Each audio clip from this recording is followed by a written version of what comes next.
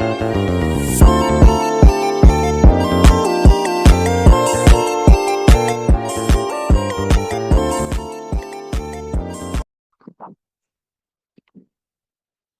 perkenalkan semuanya.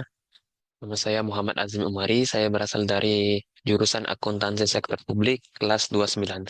Jadi di sini di video kali ini saya akan menjelaskan mengenai materi pengantar akuntansi pemerintahan pertemuan ke-6. Jadi di pertemuan ke-6 ini kita akan membahas tentang akuntansi aset tetap. Nah, jadi di sini ada overview-nya, beberapa overview bisa teman-teman lihat. Nah, kita langsung masuk saja ke definisi dan jenis aset tetap pada SKPD. Jadi seperti yang teman-teman telah pelajari di pengantar akuntansi kedua di semester kedua ini, jadi aset tetap adalah aset berwujud yang mempunyai masa manfaat dalam kegiatan pemerintah atau dimanfaatkan oleh masyarakat umum. Jadi kalau untuk akuntansi pemerintahan itu segala hal yang bisa memiliki manfaat lebih dari 12 tahun itu merupakan aset tetap yang digunakan untuk masyarakat umum ataupun kegiatan-kegiatan lain demi kemakmuran dan kesejahteraan masyarakat. Nah, jadi pada aset tetap ini meliputi tanah, peralatan dan mesin, gedung dan bangunan, jalan jaringan dan irigasi, aset tetap lainnya, konstruksi dalam pengerjaan, aset konsesi jasa.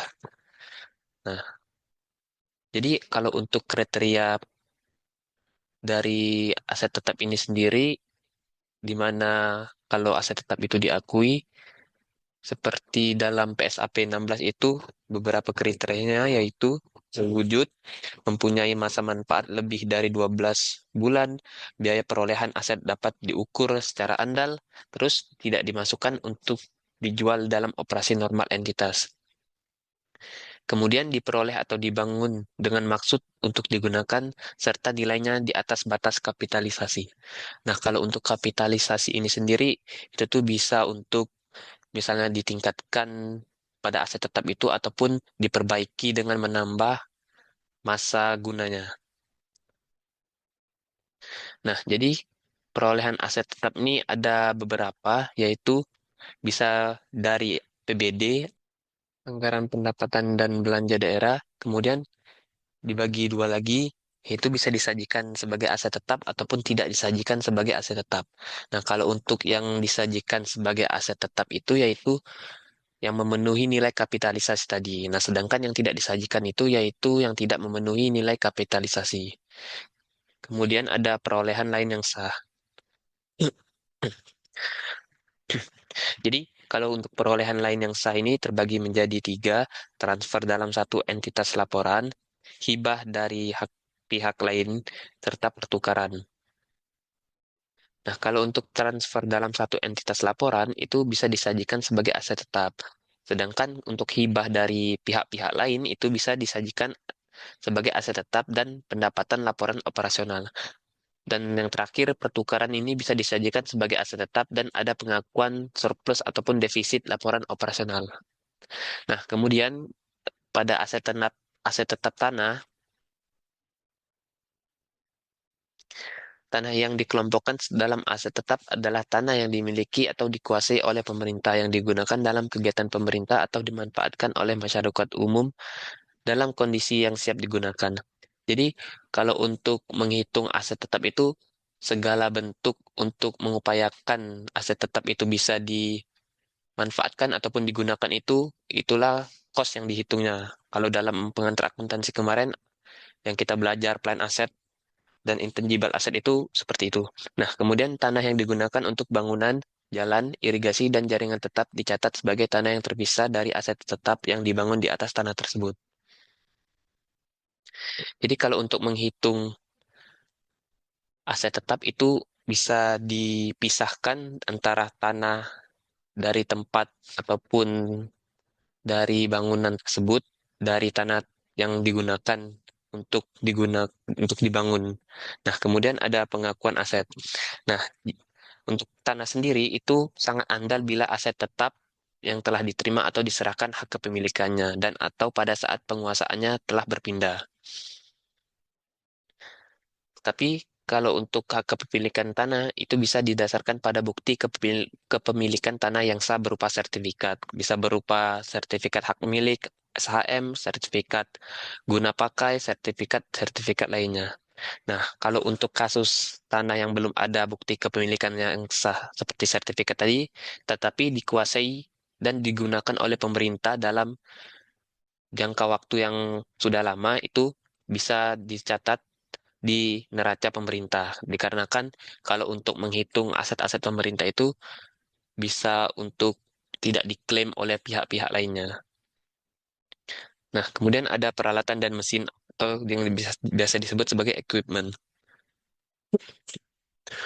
Nah, peralatan dan mesin sendiri itu dikelompokkan dalam aset tetap yang memiliki atau dikuasai oleh pemerintah. Sebenarnya definisinya setiap aset tetap itu relatif sama, tapi dalam penggunaannya itu memang cukup berbeda. Jadi, kalau untuk aset itu memang secara umum itu digunakan dalam kegiatan pemerintah ataupun dimanfaatkan oleh masyarakat umum dan dalam kondisi yang siap digunakan. Nah, perlu dicatat dalam kondisi yang siap digunakan. Ini sama kayak menghitung kos dalam pengantar akuntansi 2 di semester sekarang. Nah, adapun kalau untuk set aset equipment itu bisa teman-teman baca di sini. Nah, mencakup antara lain alat berat, alat angkutan, alat bengkel, alat ukur, alat pertanian, dan sebagainya. Memang cukup banyak kalau untuk alat-alat di sini. Nah, kemudian ada gedung dan bangunan, di mana gedung dan bangunan tadi yang dicatat secara terpisah karena dibangun ataupun digunakan di atas tanah tadi. Jadi dia tuh dicatat berbeda dengan tanah. Nah, gedung dan bangunan ini dikelompokkan dalam aset tetap dan lagi-lagi definisinya cukup sama, yaitu dimiliki atau dikuasai oleh pemerintah dan digunakan untuk kegiatan pemerintah ataupun dimanfaatkan oleh masyarakat umum dan dalam kondisi yang siap digunakan. Nah, kalau untuk bangunan tersebut, itu bisa berupa bangunan gedung, monumen, bangunan menara, rambu-rambu, dan sebagainya.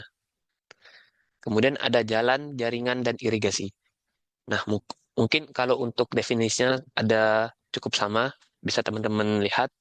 Nah, kalau untuk contohnya di sini yaitu misalnya seperti jalan, jembatan, bangunan air, instalasi, dan jaringan, dan lain-lainnya. Kemudian ada aset tetap lainnya. Nah, aset tetap yang lainnya ini mencakup aset tetap yang tidak dapat dikelompokkan dari aset-aset yang telah kita sebutkan tadi, tetapi tetap memenuhi definisi dari aset tetap tersebut. Nah, aset tetap lainnya ini bisa berupa pustakaan, koleksi buku, ataupun non-buku yang berupa digital, ataupun barang bercorak kesenian, kebudayaan, dari tradisi-tradisi ataupun adat-adat daerah, kemudian ada hewan, ikan, dan tanaman. Jadi kalau untuk aset tetap lainnya ini itu termasuk kategori aset tetap renovasi ataupun biaya renovasi atas aset tetap yang bukan miliknya dan biaya partisi suatu ruangan kantor yang bukan miliknya. Nah, ini mungkin bisa termasuk dalam aset tetap renovasi ataupun aset tetap lainnya.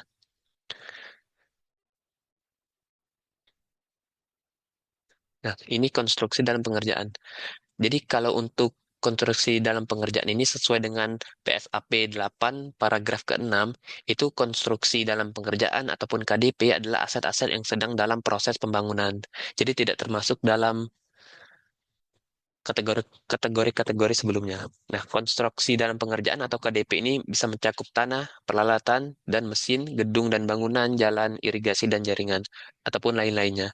Yang proses perolehannya itu pembangunannya membutuhkan suatu waktu tertentu dan belum selesai untuk digunakan. Nah, sesuai dengan PSAP 8, kontrak konstruksi itu meliputi yaitu kontrak untuk perolehan jasa yang berhubungan langsung dengan perencanaan konstruksi aset, seperti jasa arsitektur untuk membangun ataupun merenovasi konstruksi. Kemudian ada kontrak untuk perolehan atau konstruksi aset, kontrak untuk perolehan jasa yang berhubungan langsung dengan pengawasan konstruksi aset yang meliputi manajemen konstruksi dan value engineering. Kemudian ada kontrak untuk membongkar ataupun menghancurkan, serta merestorasi aset dan restorasi lingkungan setelah penghancuran aset-aset yang akan dihancurkan tadi. Jadi nilai konstruksi dalam pengerjaan ini bisa dicatat dalam progres fisik per 31 Desember ataupun per tanggal laporannya. Nah, lanjut ke aset konsesi jasa. Jadi, aset konsesi jasa ini adalah aset yang digunakan untuk menyediakan jasa publik atas nama pemberi konsesi dalam suatu perjanjian konsesi jasa. Dan aset yang dimaksud itu adalah aset yang terbagi menjadi dua, yaitu disediakan oleh mitra yang dibangun, dikembangkan, atau diperoleh dari pihak lain, atau merupakan aset yang dimiliki oleh mitra. Sedangkan yang kedua yang disediakan oleh pemberi konsesi, yang merupakan aset yang dimiliki oleh pemberi konsesi atau merupakan peningkatan aset pemberi konsesi. Nah, contoh aset konsesi jasa itu seperti yang teman-teman lihat di sini, ada jembatan, jaringan telekomunikasi, instalasi permanen, dan lain-lain. Jadi buat teman-teman yang belum cukup nggak familiar tentang konsesi ini, jadi konsesi itu adalah pemberian hak, izin, ataupun tanah oleh pemerintah, perusahaan, ataupun individu, ataupun entitas legal lainnya. Kalau dalam akuntansi pemerintahan ini yang dimaksud adalah pemerintah. Jadi konsesi itu diterapkan pada pembukaan, misalnya bisa berupa pertambangan ataupun untuk penebangan hutan. Jadi kalau untuk konsesi tadi itu merupakan kemitraan pemerintah, swasta, ataupun kontrak untuk bagi hasil antara hasil yang akan diperoleh dari konsesi tersebut. Nah, di sini ada perolehan aset tetap dari APBD. Pengakuan belanja dan beban dengan pembayaran UP.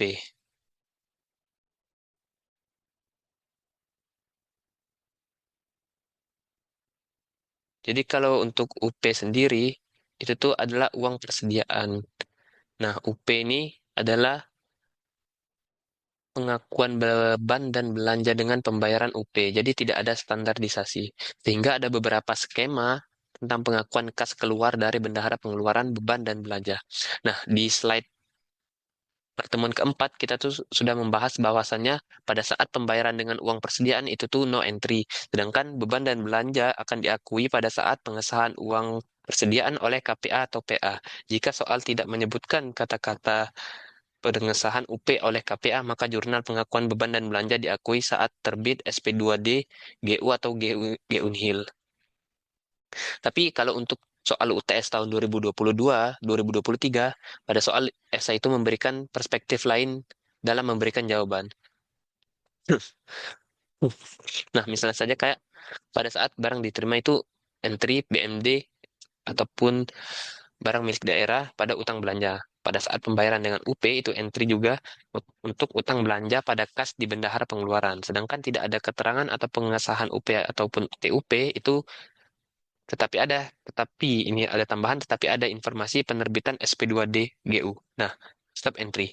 Jadi jurnal pengakuan belanja ataupun belanja pada EPSAL serta jurnal penerimaan uang pengganti atau GU kas di bendahara pengeluaran pada RK PPKD. Nah, yang penting itu di jurnal dibuat dengan pengakuan yang konsisten. Baik, teman-teman, mungkin untuk penjelasan akuntansi tetap ini saya cukupkan sampai di sini. Apabila ada salah kata ataupun salah hal dalam penyampaian saya, bisa teman-teman koreksi untuk itu. Nah, mungkin bisa di kolom komentar ataupun bisa langsung chat pribadi saya. Nah, mungkin itu aja untuk penjelasan saya di video kali ini. Saya akhiri. Wassalamualaikum warahmatullahi wabarakatuh.